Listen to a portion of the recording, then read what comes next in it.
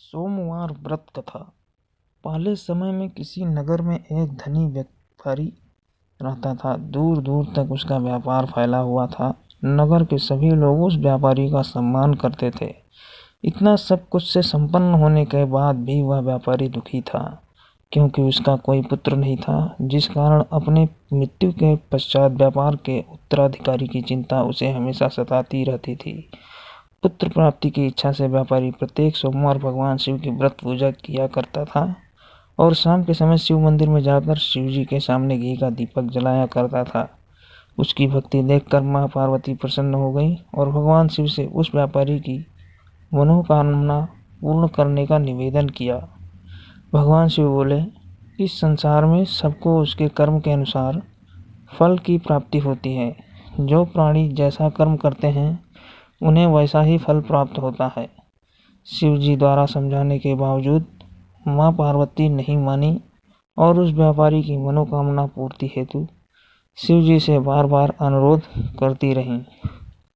अंततः माता के आग्रह को देखकर भगवान भोलेनाथ को उस व्यापारी को पुत्र प्राप्ति का वरदान देना पड़ा। वरदान देने के पश्चात भोलेनाथ माँ पार्वती से बोले, आपके आग्रह पर मैंने पुत्र प्राप्ति का वरदान तो दे दिया, परंतु इसका यह पुत्र 16 वर्ष से अधिक समय तक जीवित नहीं रहेगा।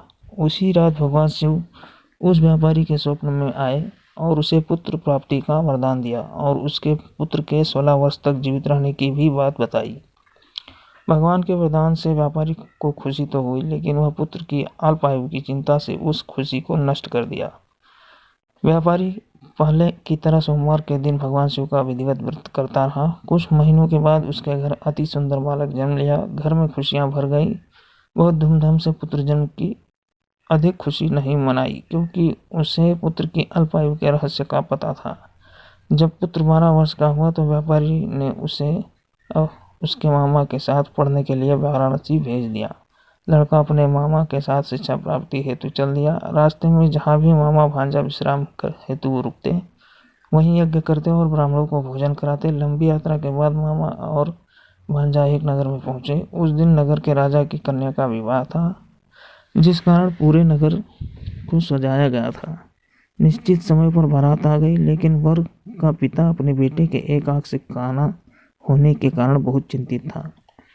उसे भय था कि इस बात का पता चलने पर कहीं राजा विवाह से इनकार न कर दे, इससे उसकी बदनामी भी होगी।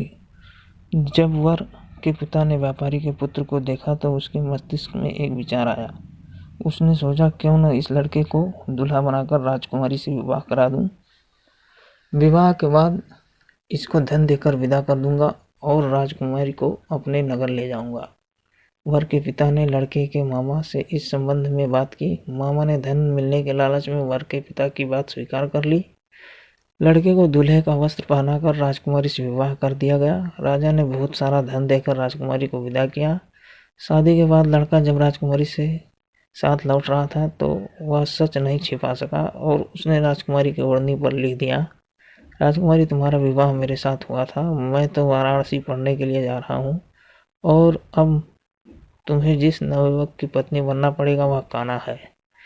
जब राजकुमारी ने अपनी ओढ़नी पर लिखा हुआ पढ़ा तो उसने काने लड़के के साथ जाने से इनकार कर दिया। राजा सब बातें जानकर राजकुमारी को महल में रख लिया। उधर लड़का अपने मामा के साथ वाराणसी पहुंच गया और गुरुकुल में पढ़ना शुरू कर दिया। जब उसकी आयु 16 वर्ष की हुई तो उसने यज्ञ किया। यज्ञ के समाप्ति पर ब्राह्मणों को भोजन कराया और खूब अन्न वस्त्र दान किए। रात को वह अपने शयन कक्ष में सो गया। शिव के वरदान के अनुसार शयनावस्था में ही उसके प्राण पखेरु उड़ गए। सूर्योदय पर मामा मृत भांजे को देखकर रोने पीटने लगा। आसपास के लोग भी एकत्र होकर दुख प्रकट करने लगे। लड़के के मामा के रोने विलाप करने के स्वर समीप से गुजरते हुए भगवान शिव और माता पार्वती भी सुने। पार्वती ने भगवान से कहा, प्राणनाथ, मुझे इसके रोने के स्वर सहन नहीं हो रहे। आप इस व्यक्ति के कष्ट को अवश्य दूर करें। भगवान शिव ने पार्वती के साथ अदृश्य रूप में समीप जाकर देखा तो भोलेनाथ पार्वती से बोले, यह तो उसी व्यापारी का पुत्र है जिसे मैंने 16 वर्ष की आयु का वरदान दिया था। उसकी आयु पूरी हो गई है। माँ पार्वती ने फिर भगवान शिव से निवेदन कर उस बालक को जीवित करने का आग्रह किया। माता पार्वती के आग्रह पर भगवान शिव ने उस लड़के को वरदान दिया और कुछ ही पल में वह जीवित होकर उठ बैठा। शिक्षा समाप्त करने लड़का मामा के साथ अपने नगर की ओर चल दिया। दोनों चलते हुए उसी नगर में पहुंचे जहां उसका विवाह हुआ था। उस नगर में भी यज्ञ का आयोजन किया। समीप से गुजरते हुए नगर के राजा ने यज्ञ का आयोजन देखा और उसने तुरंत ही लड़के और उसके मामा को पहचान लिया।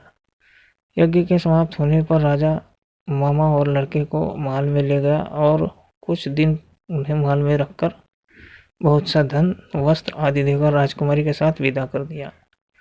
इधर भूखे प्यासे रहकर व्यापारी और उसकी पत्नी बेटे की प्रतीक्षा कर रहे थे। उन्होंने प्रतिज्ञा कर रखी थी कि यदि उन्हें अपने बेटे की मृत्यु का समाचार मिला तो दोनों अपने प्राण त्याग देंगे।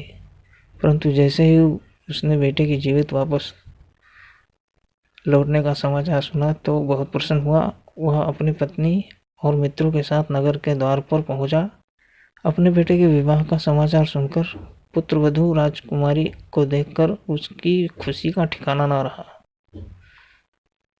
उसी रात भगवान शिव ने व्यापारी के स्वप्न में आकर कहा, हे सृष्टि, मैंने तेरे सोमवार के व्रत करने और व्रत कथा सुनने से प्रसन्न होकर तेरे पुत्र को लंबी आयु प्रदान की है।